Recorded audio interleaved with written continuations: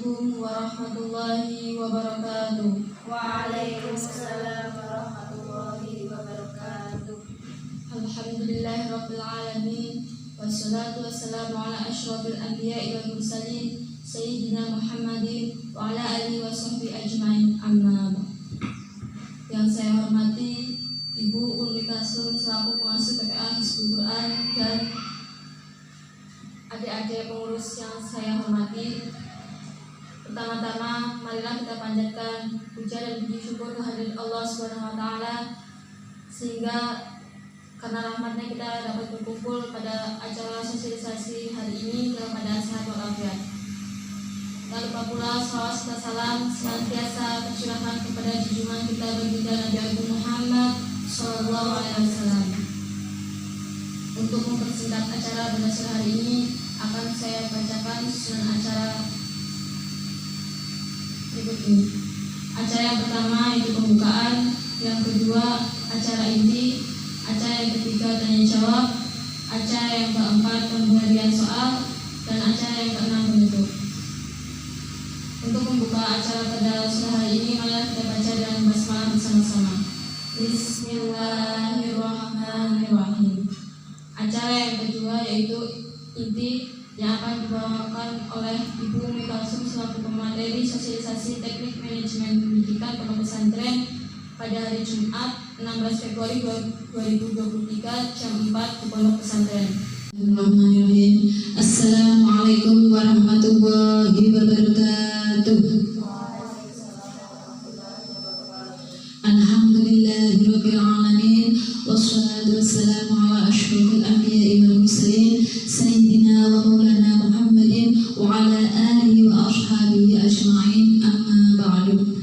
Yang kami hormati pengasuh Pondok Pesantren Hizbul Quran Bapak Harun, yang kami hormati para pengurus Pondok Pesantren Hizbul Quran, yang kami hormati para asatidz Pondok Pesantren Hizbul Quran.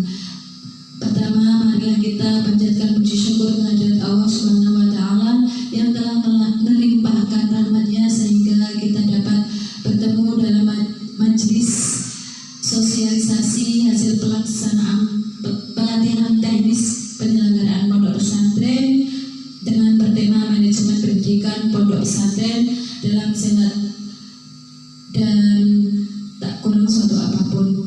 Yang kedua, sholawat serta salam selalu tercurah kepada Nabi Muhammad Sallallahu Alaihi Wasallam yang selalu mengiringi langkah kita dan membimbing kita menjadi umat yang lebih baik lagi. Semoga kita mendapat syafaatnya di yaumul akhir, Allahumma amin.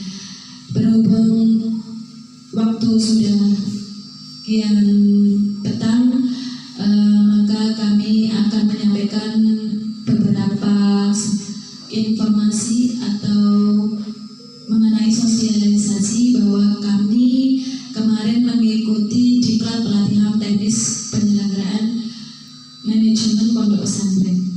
Seminggu kemarin kami dari tanggal 30 sampai 4 Februari 2023 di kantor keagamaan, kantor Kemenak di Kabupaten Banjarnegara kami mengikuti pelatihan teknis manajemen penyelenggaraan. Dan untuk kali ini kita diberi amanah untuk mensosialisasikan kepada teman-teman semua, pada para pengurus dan dewan asatidz di Pondok Pesantren Hizbul Quran. Siap untuk bersama-sama kita belajar bareng-bareng? Siap? Siap, alhamdulillah. Oke, langsung saja. Ini adalah kita memilih tema, yaitu tema manajemen pendidikan pondok pesantren. Bisa Anda buka di slide nomor 1.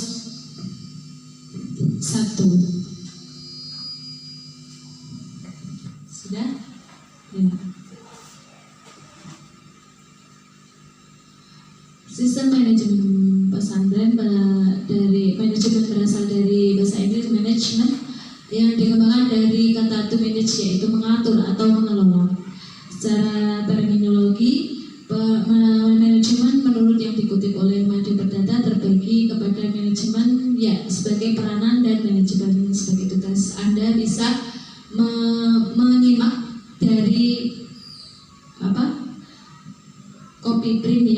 disediakan.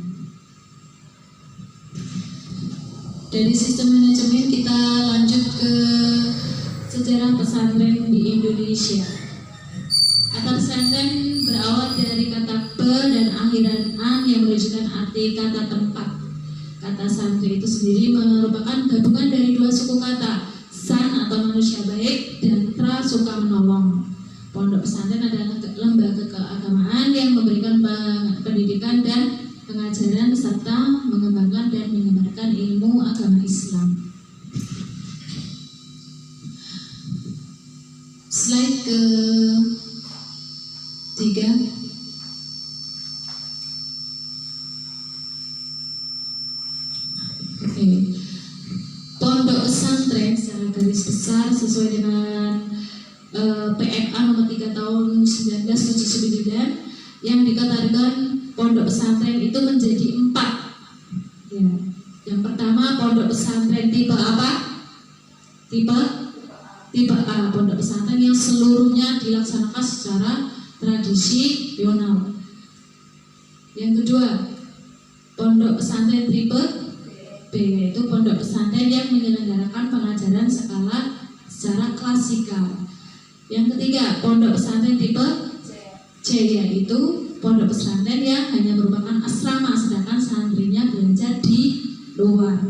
Yang keempat, pondok pesantren tipe D, yaitu pondok pesantren yang menyelenggarakan sistem pondok pesantren dan sekaligus sistem sekolah atau madrasah. Dari beberapa tipe A, B, C, dan D, Anda sekalian bisa memilah pondok pesantren Hizbul Quran pondok kita itu termasuk tipe apa yang kira-kira teman-teman?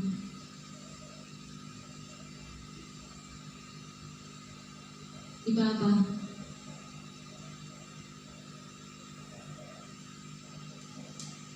Tipe D, pondok pesantren yang menyelenggarakan sistem pondok pesantren dan sekaligus sekolah madrasah. Alhamdulillah pesantren kita tidak hanya pondok pesantren, namun ada sekolah formalnya. Walaupun dahulu sejarah pondok kita itu sekolah formal dulu ya, MI dulu, baru berdiri pondok pesantrennya, begitu ya. Kira-kira bisa dipahami nggih teman-teman? Bisa. Slide nomor 4, secara faktual. Yang pertama, pondok pesantren tradisional, artinya pondok pesantren salafiyah, yaitu pondok pesantren yang menyelenggarakan pembelajaran dengan pendekatan tradisional, masih mempertahankan bentuk asli semata-mata mengajarkan kitab, gitu ya. Nah, yang kedua, pondok pesantren modern, halafiyah atau asyriyah, yang berarti bahwa asri itu sekarang atau modern. Sistem pembelajarannya cenderung mengadopsi sistem belajar klasik dan meninggalkan sistem belajar tradisional. Yang ketiga, pondok pesantren komprehensif, ya, pondok pesantren yang merupakan sistem pendidikan dan pengajaran gabungan antara tradisional dan modern, diterapkan dengan pendidikan dan pengajaran kitab kuning dengan metode sorogan, bandongan, atau wetonan. Nah, namun secara reguler sistem persekolahan terus dikembangkan. Dan kira-kira di pondok kita termasuk kategori tipe pondok yang nomor berapa? Nomor 3. Yang kategori apa maksudnya? Nomor 3 bunyinya? Iya, pondok pesantren komprehensif atau campuran. Slide yang kelima, ada pengelolaan sistem dalam pendidikan pesantren yang relevansinya dengan kualitas sumber daya manusia, bahwa di mana dalam proses pendidikan pesantren itu dibutuhkan sumber daya manusia yang sangat handal.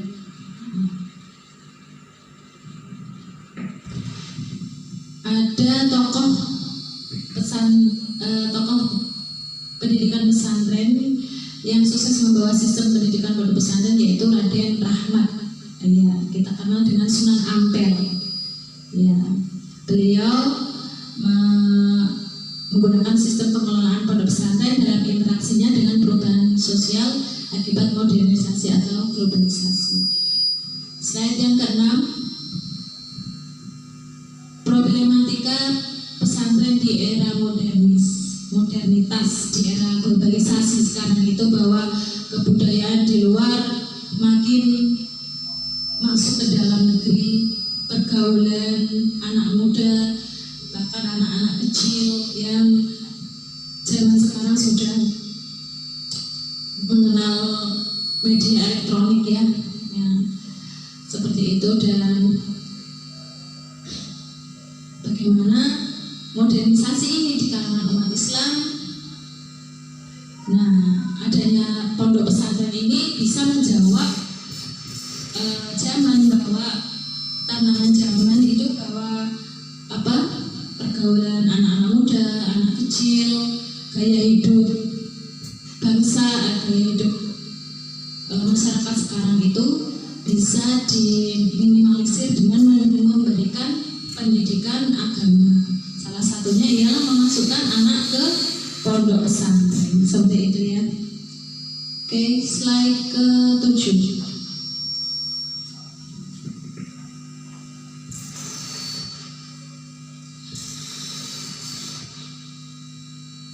Dalam dunia pendidikan menawarkan 5 strategi dalam menghadapi problematika pendidikan di era globalisasi. Era globalisasi sekarang ini. Yang pertama, pendidikan mengembangkan iptek, ilmu pengetahuan berupa manufacturing dan pertanian.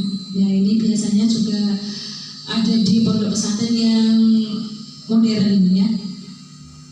Yang kedua, pendidikan untuk mengembangkan keterampilan manajemen termasuk bahasa asing sebagai instrumen operasional dan berkiprah dalam globalisasi. Dalam dunia pesantren juga ada pondok yang menggunakan bilingual, bahasa Inggris dan bahasa Arab. Nah, bagaimana untuk mengoperasikannya?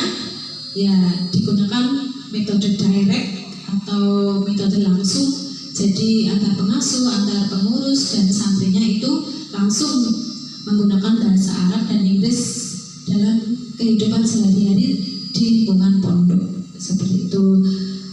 Selain itu juga menggunakan alat-alat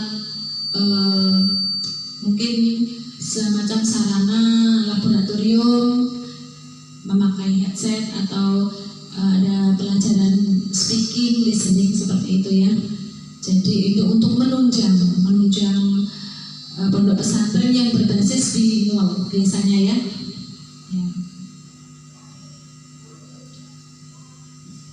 Yang ketiga, pendidikan untuk pengelolaan kependudukan lingkungan keluarga berencana dan kesehatan sebagai penangkal penurunan kualitas hidup. Yang keempat, pendidikan untuk pengembangan sistem nilai termasuk filsafat agama, ideologi demi ketahanan termasuk persatuan dan kesatuan bangsa. Dari sini dulu ada pertanyaan? Ada pertanyaan? Iya, Mbak Amel.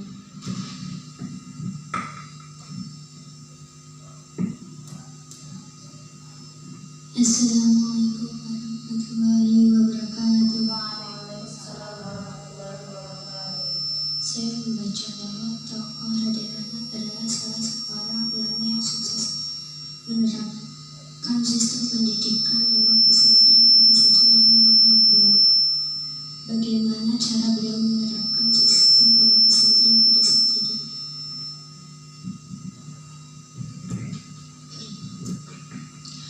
Raden Rahmat atau Sunan Ampel, beliau adalah pendiri pesantren Ampel Denta. Ya. Beliau mendirikan pesantren Ampel Denta. Beliau dianggap tokoh yang sukses menerapkan sistem pendidikan pondok pesantren. Beliau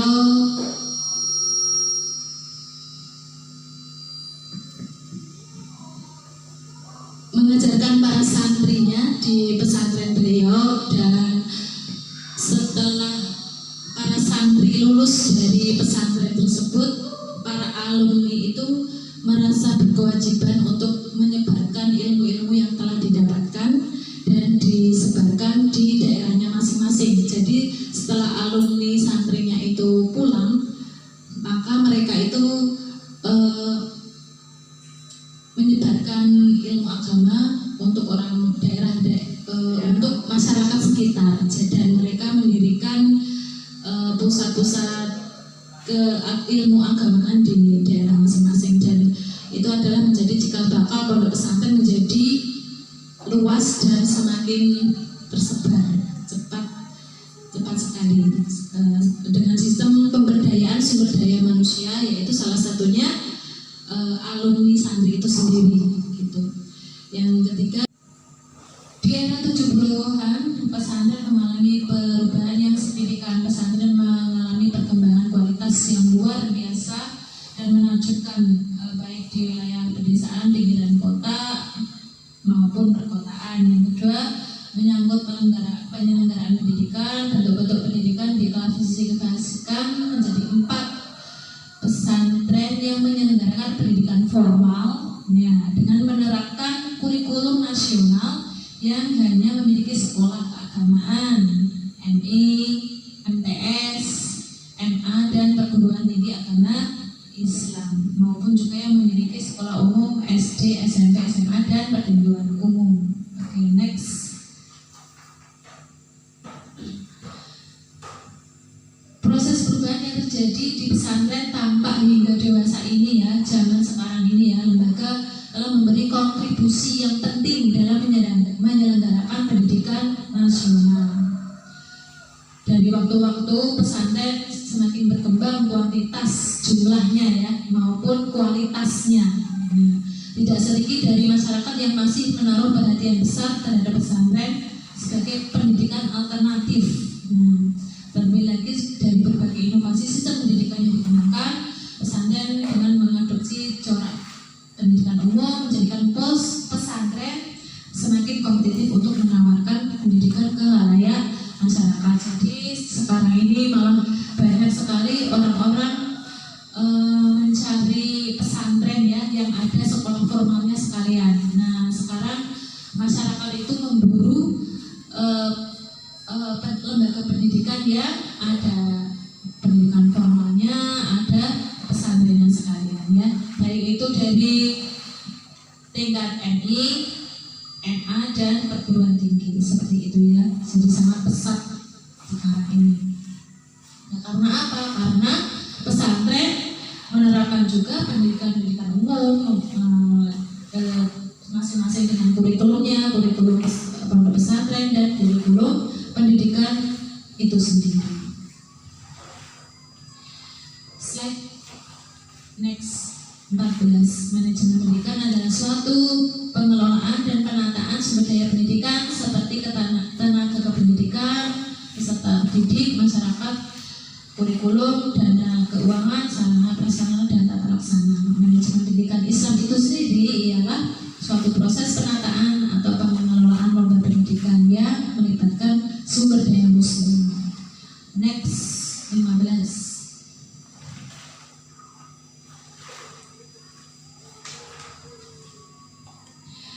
Globalisasi merupakan kelanjutan dari modernisasi. Di sisi lain, globalisasi ialah proses pengintegrasian ekonomi nasional kepada sistem ekonomi dunia. Merespon dengan cara anti globalisasi. Yang kedua, sebagian yang lain terpengaruh oleh arus tersebut yang berakibat adanya pemisahan antara agama dan politik serta masalah kedua ke dunia lain. Next. 16.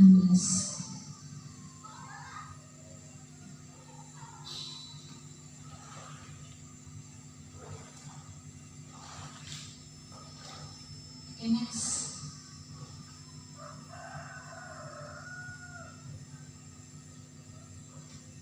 Okay, 17. Lembaga pendidikan Islam yang tradisional pesantren memiliki 4 ciri khusus, ya. Karakteristik pendidikan Islam tradisional, ya, Ya, beberapa tadi yang saya bacakan mulai dari hanya memberikan pelajaran agama versi kitab-kitab Islam itu ya Islam, kitab-kitab Islam klasik berbahasa Arab, mempunyai teknik pengajaran yang unik yang biasa dikenal dengan metode sorogan ya, dan bandongan atau potongan, mengedepankan hafalan dan menggunakan sistem halakoh. Halakoh itu adalah merupakan kelompok kelas dari sistem bandongan. Halakoh itu berarti lingkaran murid ya. Istilahnya santri itu belajar bareng-bareng gitu ya. Oke. Next. Nah, dalam dunia pesantren dikenal ada beberapa metodologi pengajaran. Yang pertama ialah hafalan. Hafalan pada umumnya diterapkan pada mata pelajaran yang bersifat nazom, syair atau natsar, prosa. Nah, ini sangat relevan sekali apabila diterapkan kepada santri yang masih tergolong anak-anak tingkat dasar dan tingkat menengah. Contohnya di sini di pondok kita tiap hari menerapkan one day one ayat ya, one day one ayat juz 30 dari An-Naba ya, itu diterapkan satu hari satu ayat. Nah, itu adalah salah satu metode untuk mempermudah santri untuk menghafal ya surah Al-Quran seperti itu. Tidak hanya mengaji tapi sistem hafalan kitab ya Mbak ya, sistem hafalan kitab bisa one day one ya, one day one nazom satu hari satu syair, bukan syair tapi apa ya, bunyi ya, bunyi lafal dari isi dari kitab itu sendiri ya.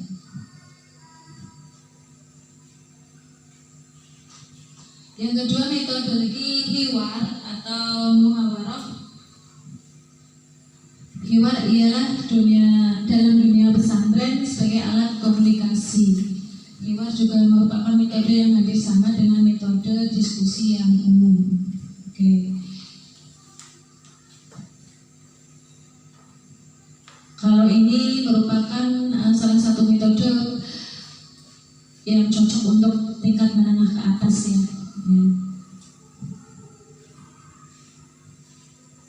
Next, metode Ta'sul Masail merupakan pertemuan ilmiah untuk membahas masalah diniyah seperti ibadah, akidah, dan permasalahan-permasalahan agama lain. Seperti itu ya, ini tingkat tinggi ya, para santri untuk tingkat tinggi ya. Biasanya diikuti oleh para kiai dan para santri yang sudah memiliki ilmu tingkat tinggi. Fathul Kutub kegiatan latihan membaca kitab. Nah, kitab klasik yang umumnya ditugaskan kepada santri senior di pondok pesantren.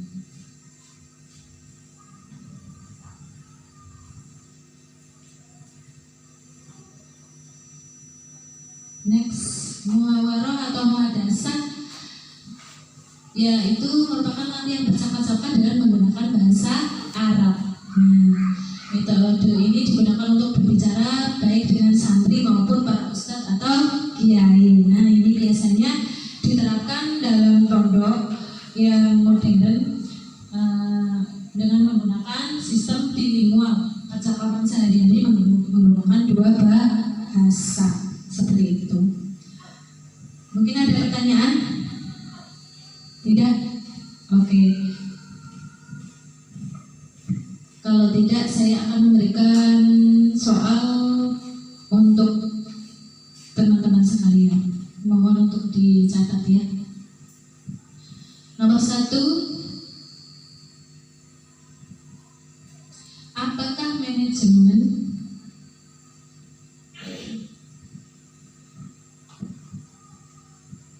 pendidikan pondok pesantren, sistem manajemen pondok pesantren kita sudah sesuai dengan manajemen pendidikan yang telah dipaparkan di dalam materi. Yang kedua, metode apa yang sesuai untuk diterapkan di pondok pesantren Hizbul Quran. Saya beri waktu 5 menit untuk menjawab.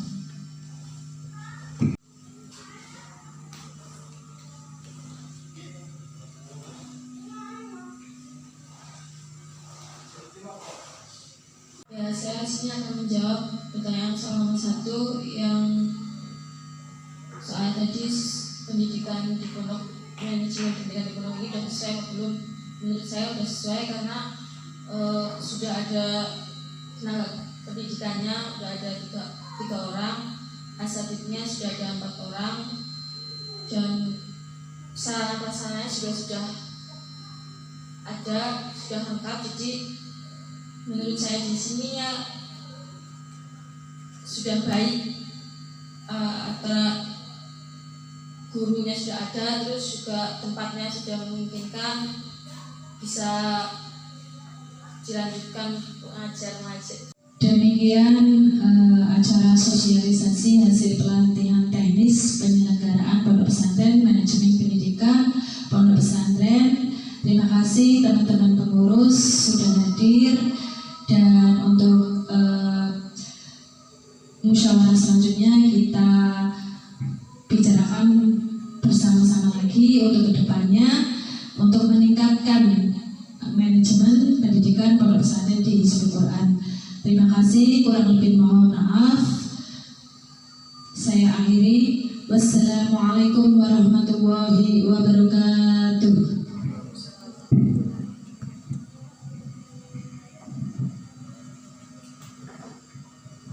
Terima kasih kepada Bu Umi Kalsum yang telah menyampaikan materinya. Semoga bermanfaat bagi kita semua. Kita tutup acara ini dengan bacaan hamdalah bersama-sama. Alhamdulillahirabbil alamin. Demikian yang dapat saya sampaikan. Apabila ada kesalahan dalam penyampaian pembawaan susun acara, saya mohon maaf sebesar-besarnya. Wassalamualaikum warahmatullahi wabarakatuh. Waalaikumsalam.